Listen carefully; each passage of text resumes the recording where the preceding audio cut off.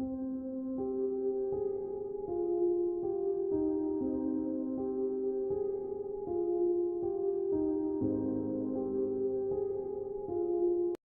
time, all the Easter messages, Thursday, Friday, and Sunday are all available on YouTube. They're too many to just put them individually on Facebook or to send you on the WhatsApp group. So I put it together, link to the YouTube where everything is there. All our sermons go into that. So if you wanted to catch up what you missed over Easter, then you're welcome to log on or just go on that site and see it for yourself. So today we have another one of those passages in Revelation. It's got all this stuff in it. And I hope that we're going to be able to pull it little by little apart today and see really what it speaks to us. But I feel like this passage really opens up conversation for us, or it should open up a conversation for us that is pretty much central to who I am and to who you are. And I hope that it's also going to open up a conversation of who we are as a church, as this church, and what's so unique about this church. So I hope that all of this is going to come out of it.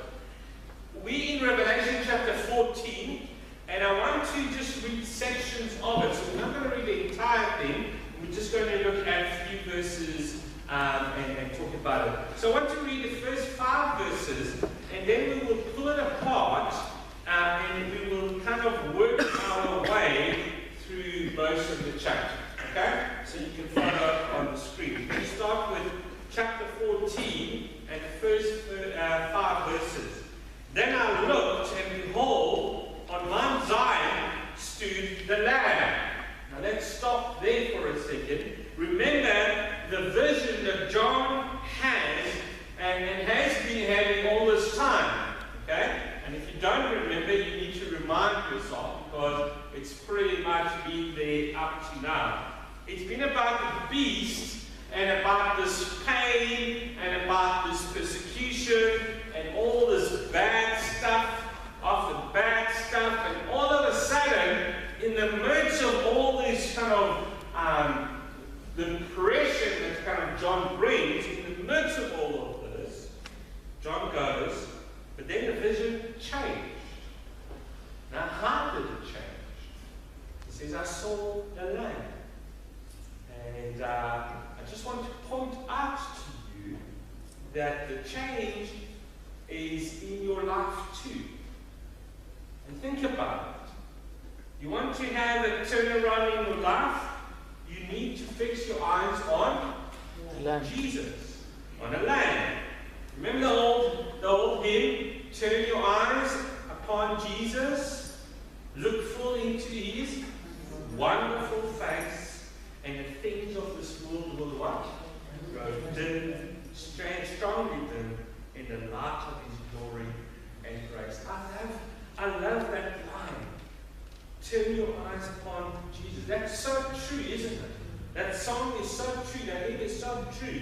It changes the vision for John, and it should change the vision for you. It should change the vision for our church, that if we focus on Jesus, if we keep our eyes on Jesus, then things will go in the right way, isn't it?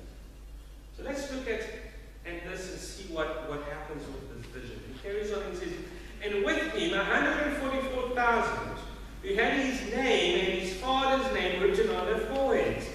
And I heard a voice from heaven like the roar of many waters and like the sound of loud thunder. The voice I heard was like the sound of harpists playing on the harp. And it was singing a new song before the throne and before the 4 living creatures and before the elders.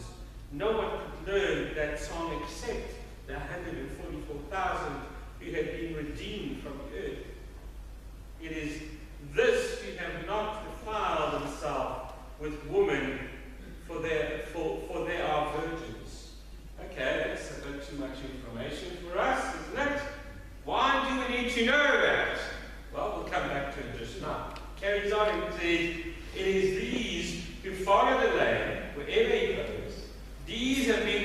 in from mankind as first fruit. Now, if you've been taking notes, I want you to circle first fruit. Okay? If you've got your own Bible, circle it. I give you permission to circle it on the church's Bible as well. If you're taking notes, write it in big, first fruit.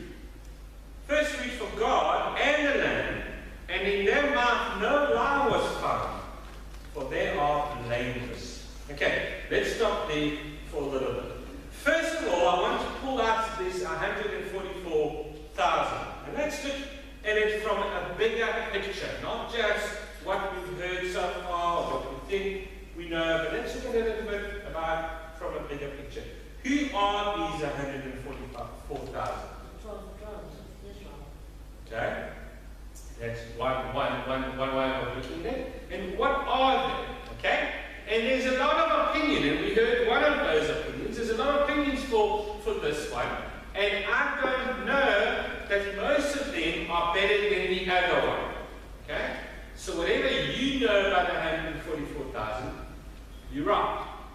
Okay, most of you at some point or another would have encountered some men and women who would ring your doorbell or your gate and tell you that they are the 144,000 and they are actually the actual people who get to go to heaven.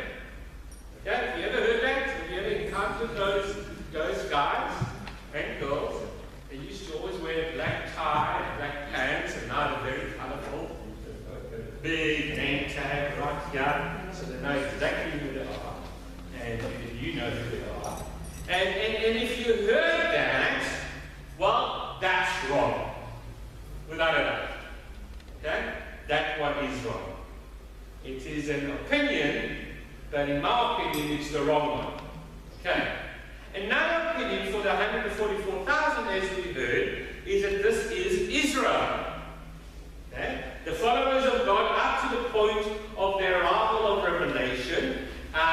It could be, it's a good opinion, it could be, it does make sense because 144,000 is 12 times 12 times 1,000. Every time you see 12, it's normally associated with the tribes of Israel. And so you can see the connection there. You can see how it fits nicely in there. It could be actually 144,000, could be that. Another opinion is that it could be the martyrs. Okay? Those who be witnesses for the slain lamb. Those who died in the faith. It could be that as well. There's no actual number of how many, but generally 144,000 was regarded as a vast number, so it could be that. And there are so many other opinions, so which is the right one? Well, you take a pick. Okay? You pick the one that you like. You are free on this one, you are free to pick which one it is, because none of them are 100% right, none of them are 100% wrong. Depends on the way in which you see it. We want to see it in a bigger picture. Few things, though, that I would like us to point to look at, and I would like to point to you, is that first of all, the virgins. Why they? We need to know that because that is personal, and that's why it's here in the scripture. Because what we need to understand about the 144,000, those 144,000 soldiers that are going to follow the slain lamb in battle, is that their battle is a righteous one. It's a holy one. In other words, they're going into a holy war. And in that kind of war, the soldiers, whatever the interpretation of the 144,000, it is an army that is being gathered together, people that are being gathered together. Those soldiers will always dedicate themselves to purity in all senses, so that they don't get involved in anything that will not be pure, and to dedicate themselves to the holiness of that cause. And that's why we need to know that there are virgins. It's a statement being made that they are about to enter into this holy war. The other thing I want to talk to you about is that there are first fruits, and I asked you to circle it, or keep it in your mind. And this is really, really, really important. Because for us in this chapter, it's going to give us all kinds of harvest language in this chapter. And I really want us to capture what is going on in this harvest. So if you think about a wheat field, okay, what happens is that some of the wheat gets ready before the whole field is ready to be harvested. In other words, some of it gets ripened early than the rest of the field. So they would call that the first fruits. And that would have been something that they would take to the temple. They would harvest it first, and then they will take it to the temple, and that would have been something to offer at the temple, and it would have been distributed to the poor. Okay? It would not be taken into the treasury of the temple. That first fruit will be given to the poor. The whole idea of tithing comes from that. The tithing is the first thing that you do, not the last thing if you got anything left at the end of the month. Okay? Because we all know there's nothing left at the end of the month. But it's the first fruit. It's the first fruit. Okay? We as a church take that and we put aside first fruit as well. And normally, it's not written in law, but normally what we do as a church is at the end of the year, there is an amount that is being accumulated from the first fruit, and what we do is we give it to the poor. The board will sit and we pray about it, we think about it, and we give it to certain things, certain organizations, certain people, and so on. Okay? So it's a very biblical thing, this first fruit, Old Testament, New Testament, and current time. Are you with me? Okay. So that is the first fruit. What happens is that 144,000 is described as the first fruit offering. Now what does that mean? It means that the harvest is coming. The harvest is coming. So we need to start in anticipation. The first fruit have already been harvested. The rest of the harvest is coming, and we need to be prepared. You see, you need to feel that in everything else that is being said so that we can understand the rest of what is happening. The rest of the chapter and the rest of the book of Revelation.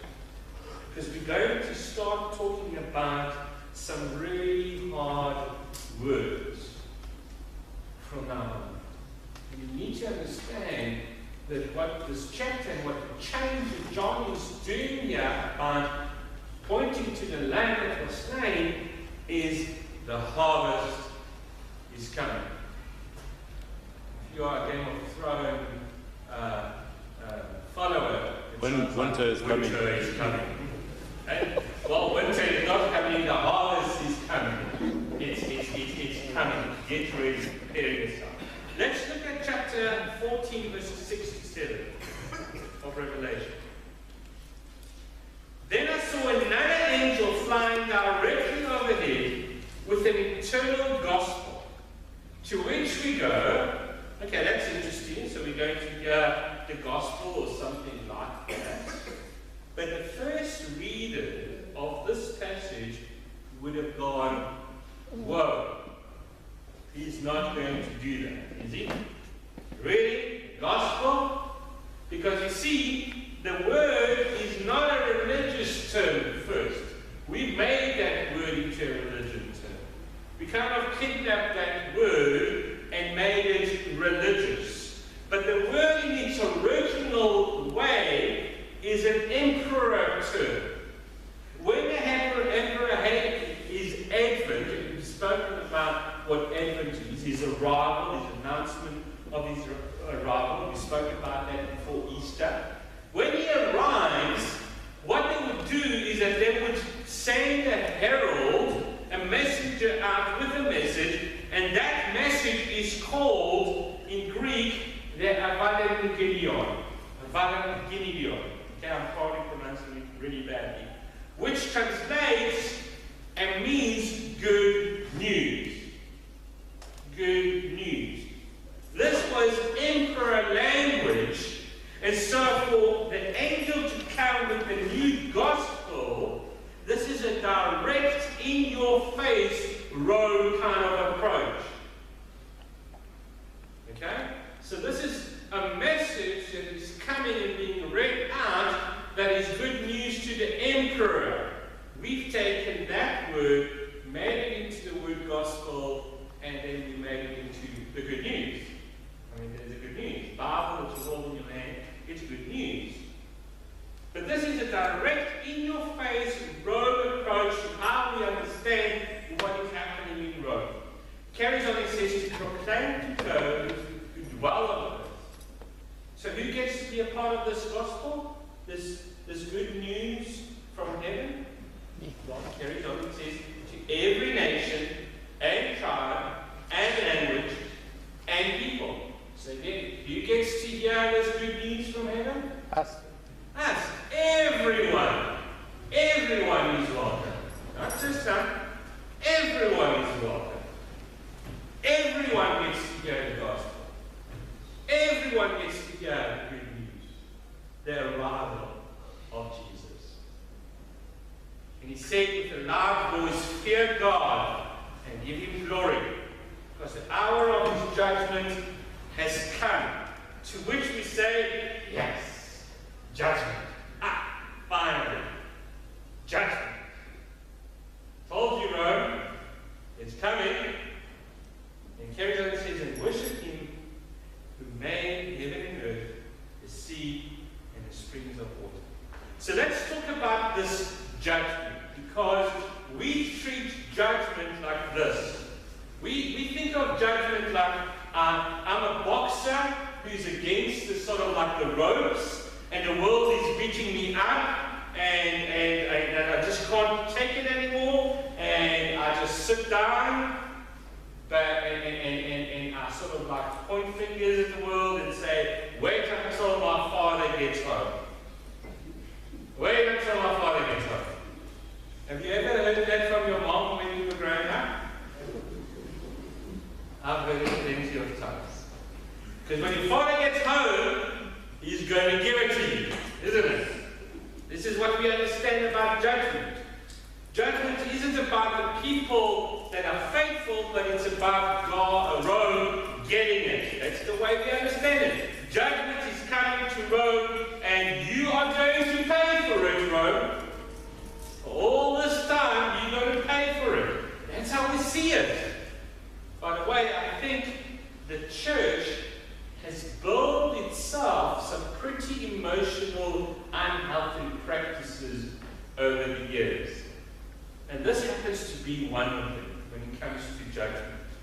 I think we need to have a better understanding as church of judgment.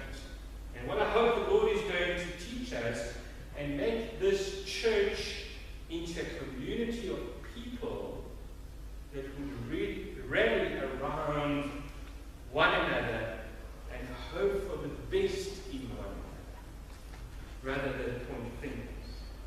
That this could be a place where we can pull for one another and not at one another. You hear what I'm saying? That we would not be a group of people in this church that we're so caught up at being right all the time that we forget what it's like to be godly. And unfortunately, the church, over the centuries, is too concerned about being right and not about being godly.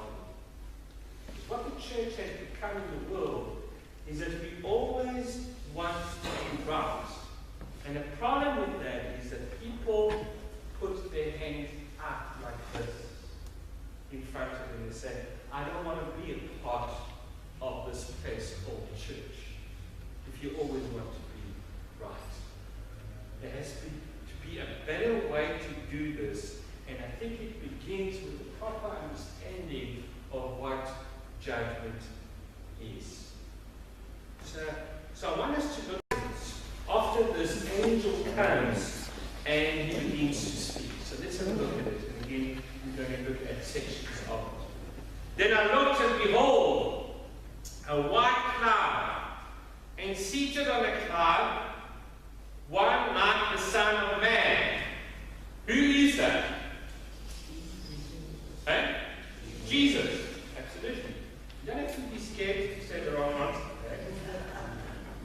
This is Jesus. This is a direct quote from Daniel chapter 7, verse 10 to 13, which is so important because in Daniel chapter 7, if you know your Daniel chapter 7, the Ancient of Days comes and he sits on his throne with his books of judgment, and the one like the Son of Man shows up and he says to him, all authority in heaven and on earth was given to one who is like the Son of Man. And then he took the books. So when the Son of Man comes, what is he carrying? Books. Books are judgment. The point is not if he is riding on a horse or if he's on a white cloud, but the fact that he's coming. And by the way, Matthew chapter 28, one of the passages we quote all the time, that says, go into the world, and man, come on, this is New Testament, you need to know, you should know. Go into the world and make disciples. You know what Jesus says right before that? You know why you should go and make disciples? Because Jesus, before that scripture that we always quote, Jesus says, all authority on heaven and on earth has been given to me. Now who is that? It's the Son of Man from Daniel chapter 7. Jesus is claiming the Son of Man passage for himself. And by the way, that was one of the titles that Jesus claimed upon himself as being the Son of Man. I am the Son of Man, so you should probably go and make disciples. That's what that verse is so important. Why do we need to make disciples? Because he has all authority on heaven and earth. We just prayed that about no matter who comes into power in a country, he has power and glory. All authority. And if we follow him, we need to make disciples. Okay? But I'm starting to preach about something else now. Okay? Let's carry on. It says, with a golden crown on his head and a sharp sickle in his hand, and another angel comes out of the temple, calling with a loud voice to him who sat on the cloud, put in your sickle and reap, for the hour to reap has come, for the harvest of the earth is fully ripe. In other words, it's ready. So he who sat on the clouds swung his sickle across the earth, and the earth was reaped. Now think about this. Any time that Jesus talks about the harvest and reaping, who is he talking about? Us. Us. He's talking about believers. So who is judgment for? For us. For us. Judgment is for us. Judgment is not, Rome, you're going to get yours. But judgment is about something altogether different. Judgment is about us and our faithfulness. Are you with me? Judgment is about us and our faithfulness. Why? Because we are the harvest of the first fruits of the 144,000. So if we don't get that, we sit around and blame the world and say, you wait until daddy comes home. How many times do we do that as Christian? Point fingers and you wait. You're going to get yours. You're going to get yours. You're going to get what's coming to you. This is not what judgment is for. It's Christians spend so much time trying to be right that we miss our obligation to be faithful to the task of going to make disciples. You should be saying, amen. You should be saying, the scales are falling off. The coins are dropping. You see, the calling that you and I have is not about us being right all the time, people. People don't come to church to be told they're wrong and you're right. How many of you here came to hear that they're wrong and you were right? I mean, you were wrong and they were right. You first came to this church. Put your hand up. None of you, okay? So I'm talking sense here, no. Yes? But we do that as churches, don't we? And that's why people don't come to church. I don't want to spend my Sunday being told I'm wrong and they're right. I don't. You will really assume to know everything about God. We often talk about God from a resolved place and not from a relational and a growing place, because it's a relationship, isn't it? At a place where I went and I was standing over, the father-in-law was there because his wife was in an accident and she was in a hospital close by. And he was there. He's not a believer in Christ. And he kept on saying that their religion, your religion, your religion, your religion. I said to him, I don't know what you're talking about. And he says, your religion. I said, it's not a religion. It's not a religion. It's a relationship. And if you have a relationship with someone, you want to talk about that someone. If you have a relationship with someone and in modern time in Instagram or Snapchat or Twitter or Facebook, you want to tell people about them. You want to show how pretty your girl looks with her new glasses. And so you put a picture of it. You share it. You want to show them, and you want to share that you've been with your wife for so many years and so on. Because it's a relationship. And you want to share it. And I kept on saying to him, it's a relationship. I don't know what you're talking about. And he said, your religion, your religion. It's not a religion. I don't want a religion. And a religion goes like this. But a relationship goes like this, doesn't it?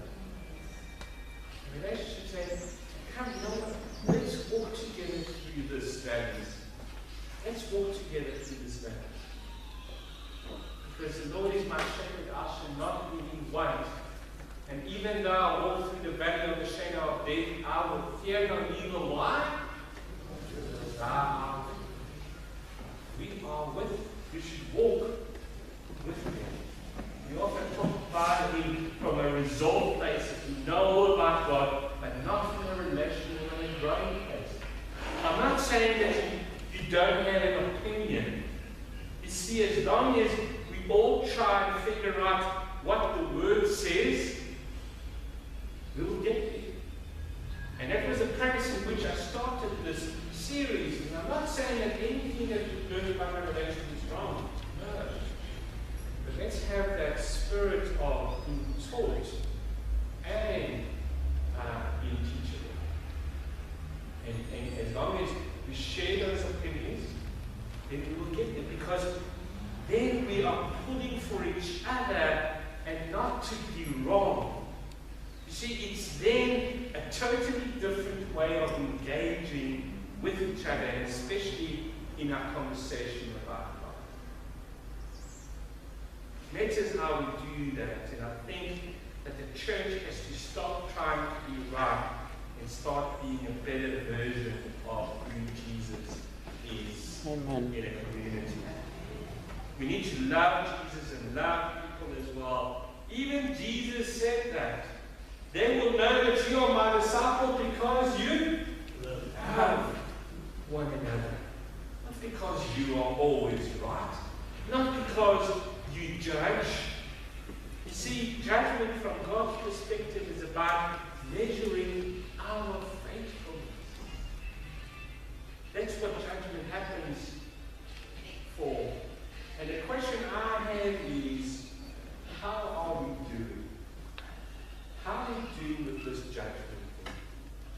You see, in Hebrews 11, and we'll finish with this, is this chapter where there are all these stories about all these faithful people, that this, that, did this, and did that, and like Abraham was faithful, and it was credited to him, and so on, and so on, and so on. That's the first half of the chapter, of chapter 11 of Hebrews, is by faith, And that's great. And then there is the second half of the chapter 11.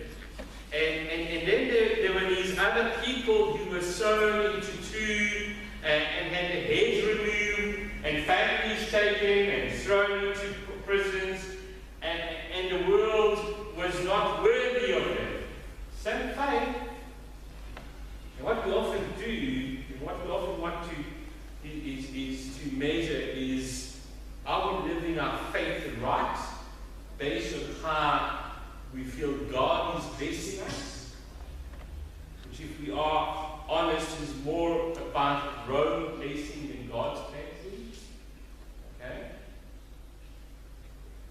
And I would like to invite us to consider the possibility that for us, for some of us, maybe it's the second half of Hebrews 11. Is our testimony. Is God less faithful? Or are we being less faithful to Him? Because we have to hang in there. We can't quit. And here's why. The last two verses of Hebrews 11:39 to 40 is up on the screen. And all these are commended through their faith, did not receive what was promised, since God had provided something better for us, that apart from us, there should not be made perfect. No, you know why you have to hang in there? Because your life is a fulfillment of what they died for. You're honoring the legacy today of the people that you're a part of. Christian, Jesus followers are a part of history of people who lay their lives down regardless of the cost. And I think in this country, we lost our touch. We want to have our cake and eat it too. And it doesn't work that way. You see, we today stand on the shoulders of their faith. Because of their faith, those who came before us, that we are free to worship. I want to leave you with this. What would it look like for your children to stand on your shoulders? What would it look like for your children, for your grandchildren, to stand on your shoulders of your faith in Christ Jesus? Amen? Amen. Amen. We're going to finish off with singing a beautiful hymn, Bind Us Together. Let's go.